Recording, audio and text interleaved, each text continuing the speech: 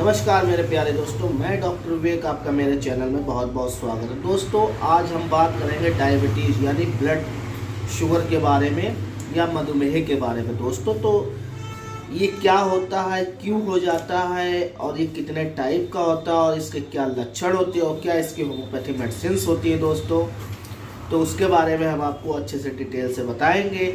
और दोस्तों मेरे इस चैनल पर लास्ट तक बने रहिए, ये आपके लिए बहुत ही इंफॉर्मेशन वाला वीडियो है दोस्तों, जो लोग डायबिटीज़ से परेशान है। दोस्तों चलिए शुरू करते हैं डायबिटीज़ के बारे में। नमस्कार दोस्तों आज हम डायबिटीज़ मेलाइटस यानी शुगर मधुमेह के बारे में आज हम डिटेल से बताएंगे। दोस्तों डायबिटीज़ होता क्या है दोस्तों, डायबिटीज़ एक एंडोक्राइन यानी हार्मोनल डिसऑर्डर होता है। जब इंसुलिन हमारे शरीर में हार्मोन होता है दोस्तों, ये जब हमारे इंसुलिन जो होता है वो एक हार्मोन्स होता है, और अगर ये इसके हमारे शरीर में इंसुलिन की मात्रा कम या ज़्यादा होने लगती है, जिसके कारण हमारा ब्लड का शुगर लेवल बढ़ने लगता है, उसी को हम डायबिटीज़ बोलते हैं। दोस्तों जो इंसुलिन होती है वो पेनक्रियाज हमारा एक ऑर्गन्स होता है, उसके द्वारा सिक्रीट होता है हार्मोन्स। और दोस्तों इसके जो रिसेप्टर्स होते हैं, मतलब जब पेनक्रियाज शुगर या इंसुलिन को सिक्रीट करता है, और जो हमारे बॉडी में रिसेप्टर्स होते हैं, मतलब इंसुलिन को मतलब पकड़ने वाले, और अगर उनकी गति धीमी हो जाए या किन्हीं कारण से रिसेप्टर्स फेल होने लगते हैं, जिसके कारण हमारे शरीर में शुगर का लेवल बहुत ज़्यादा बढ़ जाता है, जिसकी वजह से हमारे शरीर में शुगर लेवल बढ़ जाता है, जिससे हमको ब्लड शुगर बढ़ने लगता है। उसकी वजह से हमको कई सारी दिक्कतें आने लगती हैं। दोस्तों ऐसा होता है कि हमारे शरीर में दो टाइप से डायबिटीज़ होती है। टाइप 1 होती है डायबिटीज़ और एक टाइप 2 डायबिटीज़ मेलाइटस। दोस्तों जो टाइप 1 होती है वो होती है इंडिपेंडेंट डायबिटीज़ मेलाइटस, और ये जो टाइप 2 वाली होती है नॉन इंडिपेंडेंट डायबिटीज़ मेलाइटस होती है। दोस्तों एक और डायबिटीज़ को हम लोग बोल देते हैं, कहीं ना कहीं हमने पढ़ा है दोस्तों, एक होता है गेस्टेशनल, मतलब गेस्टेशनल के समय आपको डायबिटीज़ यानी शुगर लेवल आपका बॉडी में बढ़ जाता है। वो होता है क्या गेस्टेशनल भी मैं बता देता हूँ। दोस्तों जो लेडीज़ प्रेग्नेंट होती हैं, जिस समय उनका डिलीवरी टाइम होने का समय पीरियड होता है, तो उस समय उनका ब्लड शुगर बहुत ज़्यादा बढ़ जाता है। जैसे उनकी डिलीवरी मतलब हो जाती है वो नॉर्मल, तो उनके ब्लड का शुगर जो होता है वो नॉर्मल आने लगता है। कई जैसे हार्मोन्स की वजह से दोस्तों, बॉडी के हार्मोन्स की वजह से लेडीज़ों में शुगर का बढ़ जाना एकदम सब, उसको हम लोग गेस्टेशनल डायबिटीज़ मेलाइटस बोल देते हैं। परंतु दोस्तों ये कोई हानिकारक नहीं होता है, तो उसकी वजह से कोई भी इनको दिक्कत नहीं आती। परंतु ये गेस्टेशनल इसलिए बोल दिया है, गेस्टेशन मतलब पीरियड्स के समय, या फिर जैसे पीरियड मतलब होता है प्रेगनेंसी के समय या डिलीवरी के समय शुगर के लेवल का बढ़ जाना। दोस्तों ये जो शुगर लेवल होता है हमारा बीटा सेल्स, पेनक्रियाज में जो बीटा सेल्स होती है उनके द्वारा इधर हमारे शरीर में भेजा जाता है, जो हमारे रिसेप्टर्स को इसको रिसीव करते हैं। दोस्तों शुगर ही हमारी बॉडी में एक्टिविटी को कंट्रोल करता है, एक तरीके से एनर्जी प्रदान करता है। अगर दोस्तों हमारे शरीर में एनर्जी नहीं है तो मान के चलिए हमारे शुगर का लेवल लो जाने लगा है। मतलब हमारे शरीर में एनर्जी का लेवल को स्ट्रॉन्ग करने के लिए शुगर बहुत ही महत्वपूर्ण हो जाती है। और दोस्तों हमारे ब्रेन को भी चलाने के लिए, वर्क करने के लिए एनर्जी की ज़रूरत पड़ती है। वो एनर्जी हमारे पेनक्रियाज से निकले हुए जो हार्मोन्स होता है इंसुलिन, तो उसकी वजह से हमारा ब्रेन अच्छे से वर्क कर पाता है। जिसका दोस्तों इंसुलिन यानी शुगर लेवल बहुत ज़्यादा हो जाता है, उनको ये ज़्यादा दिक्कतें आने लगती हैं कहीं ना कहीं। उसके मैं लक्षणों की बात कर लेता हूँ दोस्तों। तो दोस्तों कभी कभार ये होता है जब डायबिटीज़ लोगों को हो जाती है, तो उन पेशेंटों को बहुत ज़्यादा पेशाब होने लगती, मतलब फ्रीक्वेंट यूरिनेशन होने लगता, बार बार, जैसे कि यूरिन पास करने गए तो उसके आधे घंटे बाद फिर उनको यूरिन लग जाएगी। तो दोस्तों ये यूरिन बहुत ज़्यादा सिक्रीट होने लगती है बॉडी में, ज़्यादा भूख लगने लगेगी, ज़्यादा प्यास लगने लगेगी, और उसी के साथ साथ जब आपका यूरिन ज़्यादा पास होने लगता है तो दोस्तों उसी के साथ में आपको बहुत ज़्यादा कमजोरी, टांगे कमज़ोर हो जाएंगे, शरीर दुबला पतला होने लगेगा। तो दोस्तों ये चीज़ें इन सब चीज़ों में होती है। कभी कभी आपको चिड़चिड़ापन बहुत ज़्यादा लगेगा और स्लीप जो आपकी नींद होती है वो भी डिस्टर्ब हो जाएगी। दोस्तों कई बार जैसे कि देखा गया है कि जो डायबिटीज़ के पेशेंट होता है, अगर उनको हल्की सी कहीं भी चोट लग जाती है या घाव हो जाता है तो वो बहुत जल्दी नहीं भरता, क्योंकि दोस्तों जो भी रिसेप्टर्स होते हैं वो इंसुलिन को ज़्यादा सिक्रीट करने लगते हैं या फिर उसको कैच नहीं कर पाते, जिसकी वजह से वहाँ पर जो हमारे कोशिकाएं होती हैं, जो हमारे थक्का मतलब जो खून का जो थक्का जमाने की क्षमता होती है वो भी बहुत स्लो प्रोसेस में हो जाती है, इसलिए वो ब्लड रिसेप्टर्स को नहीं अच्छे से जमने देती, जिसके कारण हमारे घाव पैसे के पैसे बने रहते हैं और बहुत लंबा समय ले लेते हैं इन सब चीज़ों को कंट्रोल करने में, क्योंकि जब हमारा ब्लड शुगर ही कंट्रोल नहीं है तो हमारे घाव भी नहीं बनते। इसलिए मैं दोस्तों आपसे यही बोलूँगा कि आप अगर डायबिटीज़ है आपको, तो आप कहीं भी चोट मतलब लग जाए या कोई भी कारण हो, इससे दूर ही रहें, वही बेटर होता है। दोस्तों चलिए अब हम बात कर लेते हैं होम्योपैथी मेडिसिन की।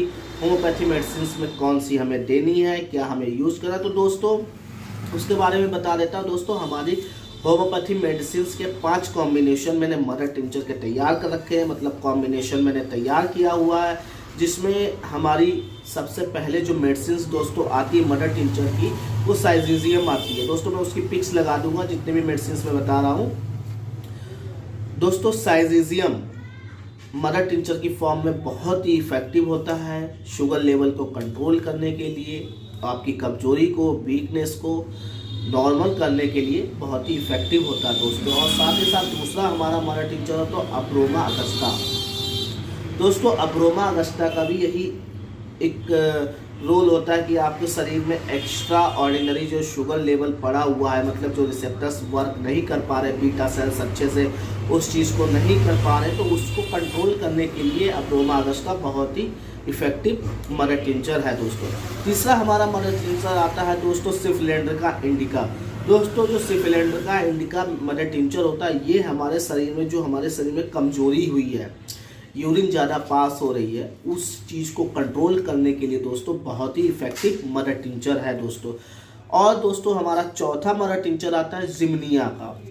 दोस्तों जिमनिया आप जानते ही हैं, जामुन का पेड़ आपने देखा और जामुन कई लोगों ने खाया भी हो, तो दोस्तों जिमनिया उसी से मेडिसिन मतलब फल से बनाया गया है मदर टिंचर। तो दोस्तों जिमनिया आपको अगर खाना चाहते हैं वैसे भी खा सकते हैं, और मदर टिंचर की फॉर्म में दोस्तों शुगर लेवल को कंट्रोल करने के लिए बहुत ही इफेक्टिव होता है। क्योंकि दोस्तों ये जिमनिया इसलिए मदर टिंचर अच्छा है क्योंकि इसमें जो वक्टापन, जिसको मतलब जब हम जामुन खाते तो उसका जो टेस्ट होता है मीठा तो होता है, लेकिन उसके बाद में जो हमारे टंग में या फिर कोई चीज़ रिसेप्टर्स ऐसे होते हैं जो अजीब सा लगता रहता है बाद में कुछ देर तक, तो दोस्तों उसके लिए आपके शरीर में जो एक्स्ट्रा ऑर्डिनरी शुगर लेवल पड़ा हुआ है कहीं ना कहीं, उस चीज़ को एब्जॉर्ब करता है और उस चीज़ को कंट्रोल में लाता है। तो दोस्तों ये तो थे हमारे 4 मदर टिंचर। एक 5वां जो हमारा मदर टिंचर दोस्तों आता है वो आर्सेनिक ब्रोम का होता है। आर्सेनिक ब्रोम दोस्तों, आर्सेनिक ब्रोम भी बहुत अच्छी रिजल्ट निकालता है हमारे शरीर को लेकर के, कि हमारे शरीर में अगर कमजोरी हो गई है या फिर थकावट बहुत ज़्यादा आती है, चिड़चिड़ापन बहुत ज़्यादा आता है, नींद डिस्टर्ब हो गए दोस्तों, उसके लिए बहुत ही इफेक्टिव मदर टिंचर। दोस्तों अब मैं बता देता हूँ इन मदर टिंचर को कैसे क्या यूज करना। तो दोस्तों जो मैंने ये 5 मदर टिंचर बताए हैं दोस्तों, 5 मदर टिंचर में जो सबसे पहले ऊपर के 4 मदर टिंचर थे दोस्तों, जिसमें आपको आर्सेनिक ब्रोम छोड़ के 4 जो मदर टिंचर मैंने बताए हैं, उन चारों को इक्वल फॉर्म में मिक्स करना है। और दोस्तों जो आर्सेनिक ब्रोम का जो मदर टिंचर है उन क्वांटिटी की हाफ मतलब यूज करना है। जैसे कि अगर आपने जिमनिया, साइजीजियम, सिफिलिंड्रिका इंडिका, अब्रोमा अगस्टा, ये अगर आपने 10-10 ml या 5-5 ml लिया है मिक्स करने, तो 5 ml की बजाय इसको 2.5 ml यूज़ करना है। और अगर आपने 10 ml लिया है तो इसको 5 ml यूज़ करना, मतलब इसका आधा हाफ आपको मिक्स करना है दोस्तों। ये मिक्स करके आपको दिन में 3 बार, सवेरे आप अर्ली मॉर्निंग उठ के खाली पेट ले सकते हैं 20 ड्रॉप्स थोड़े से पानी में, दोपहर में और रात में सोते समय। दोस्तों ये 3 बार आपको प्रोसेस करना है और ये कम से कम 5 से 6 महीने लगातार पीते रहिए जब तक आपकी शुगर लेवल कंट्रोल में ना आ जाए दोस्तों। शुरुआत में आपको 20-20 बूंदें लेनी है और उसके बाद 15-15 बूंदें उसकी डोज घटा लेनी है। दोस्तों एक हमारा मेडिसिन डाइल्यूशन की फॉर्म में मैं बता देता हूँ। एक डाइल्यूशन की फॉर्म में आता है पेनक्रियाटाइनम। दोस्तों पेनक्रियास से जो हार्मोन सिक्रीट होता है मतलब इंसुलिन, तो उसी का ही एक नाम होम्योपैथी में उसी के द्वारा बनाई गई मेडिसिन है पेनक्रियाटाइनम। 30 पोटेंसी में आपको मैं उसकी पिक्स लगा दूंगा। 30 पोटेंसी में दोस्तों दिन में 3 बार लेना, सुबह दोपहर और शाम। ये जो भी मैंने कॉम्बिनेशन बताया है हमारे टीचर का और ये जो मैंने डाइल्यूशन बताया, ये आपको लगातार दोस्तों जब तक आपकी डायबिटीज़ कंट्रोल में ना आ जाए और लगातार लेना। और साथ ही साथ दोस्तों आपको अपने खाने पीने पर ज़रूर कंट्रोल रखना। और दोस्तों अंत में एक हमारी रैक कंपनी की, जर्मन कंपनी के ड्रॉप्स आता है, वो होता है R40 नंबर। मतलब आपको आज 40 नंबर 15-15 बूंदे दिन में 3 बार लेना। तो दोस्तों ये तो थी हमारी होम्योपैथी मेडिसिन। अब मैं आपको कुछ टिप्स बता देता हूँ कि आपको शुगर लेवल कैसे कंट्रोल करना है बगैर दवाई के भी। अगर दवाई आप संग में यूज़ करते हैं तो वो भी बहुत अच्छी बात है, जो जल्दी आपका कंट्रोल है। दोस्तों आपको खाने पीने पर ज़्यादा कंट्रोल करना पड़ेगा, क्योंकि दोस्तों अगर आप तला हुआ, मिर्ची मसाले, मिठाई, ये सब ज़्यादा चीज़ें अगर आप सेवन करते हैं, इसको बिल्कुल बंद कर दीजिए, वरना आपका शुगर लेवल कभी कंट्रोल नहीं हो पाएगा और हमेशा आप एलोपैथी टैबलेट पर ही रहेंगे। दोस्तों आपको करना क्या है, कुछ नहीं ज़्यादा करना, सिर्फ आपको अपना खाने पीने पर नियंत्रण रखना है। जैसे कि अगर आप मॉर्निंग में उठकर ब्रेकफास्ट करते हैं, जैसे आपने चाय पीते हैं या फिर उसके साथ बिस्किट लेते हैं, तो दोस्तों ऐसा ना करें। उससे बेटर आपको क्या मैं समझा देता हूँ। मॉर्निंग में जब आप उठते हैं तो आप 1 गिलास गर्म पानी गुनगुना पानी ही पिए। उसके साथ में अगर आपको खाने के ज़्यादा शौकीन है तो काबुली चने जो होते हैं अपने ब्लैक वाले, तो उसको अंकुरित कर लें। अंकुरित के साथ में उसमें थोड़ा सा नमक और प्याज डाल लें मॉर्निंग में, उसके साथ में वो धीरे धीरे आप खा लें। ये तो दोस्तों थी मॉर्निंग में। और आप आ जाते हैं अपने लंच के बारे में। दोस्तों लंच में आपको थोड़े से चावल लेने हैं, 2 चपातियाँ लेनी है और थोड़ी सी दाल लेनी है, ठीक है। और ज़्यादातर वेजिटेबल्स का यूज़ करें, हरी सब्जियों का यूज़ करें। आलू ना के बराबर लें, चावल भी ना के बराबर लें। थोड़े से अगर आप शौकीन हैं तो थोड़े बहुत खा सकते हैं। और दोस्तों डिनर आपको शाम को 6 बजे से 7 बजे तक कर लेना है, क्योंकि दोस्तों अगर आप जितना ही डिनर लेट करेंगे उतना ही आपको शुगर लेवल मॉर्निंग में बहुत ज़्यादा निकल गया। इसलिए आपको 6 बजे डिनर कर लेना। और डिनर में आपको 2 रोटी, थोड़ी सी सब्जी और थोड़ी सी दाल ये यूज़ करनी है। आलू बिल्कुल नहीं लेने हैं।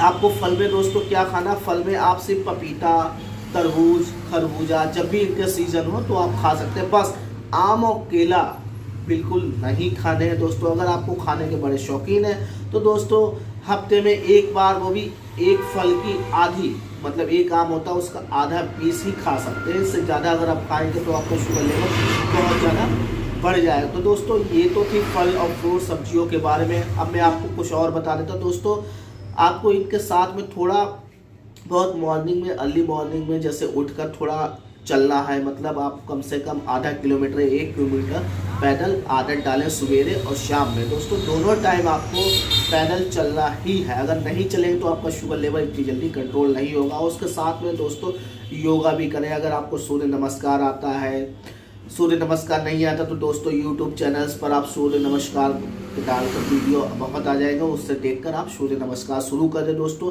अगर ये आप लोग दोस्तों ये सब शुरू कर देते हैं, कम से कम दोस्तों सिर्फ आधा घंटा इसमें निकालना है मॉर्निंग में, आधा घंटा शाम को। आप चाहे जितना भी बिजी शेड्यूल हो, जब बीमारी होती है तो आपको ये सब करना ही पड़ेगा। अगर नहीं करेंगे तो आपको बीमारी ज़्यादा हो ही जाएगी। दोस्तों आधा घंटा सवेरे शाम जरूर आप टहलें, योगा करें और सूर्य नमस्कार करें, जिससे आपकी शरीर की एक्टिविटी अच्छी हो जाएगी और आपका ब्लड शुगर लेवल नॉर्मल आने लगेगा। आशा करता हूँ आपको ये वीडियो पसंद आ गया होगा दोस्तों। और मेरे इस वीडियो को लाइक कर दें, शेयर कर दें, साथ ही साथ सब्सक्राइब करें। दोस्तों सब्सक्राइब के साथ साथ एक बेल आइकन का बटन होता है दोस्तों, उस बेल आइकन के बटन को भी दबा दें, जिससे आपको नए वीडियो आपको मिलते रहेंगे। क्योंकि ऐसे ही मैं दोस्तों नए नॉलेजेबल डिजीज़ से रिलेटेड, मेडिसिन से रिलेटेड या कॉम्बिनेशन से रिलेटेड कुछ ना कुछ आपके सामने पेश करता रहता हूँ। और हमारे चैनल को ज़रूर शेयर कर दें और लाइक करें दोस्तों। अपने दोस्तों में, फैमिली, फ्रेंड्स में लोगों को बोलें कि इस चीज़ को लाइक करें, शेयर करें और सब्सक्राइब करें। जय हिंद, जय भारत।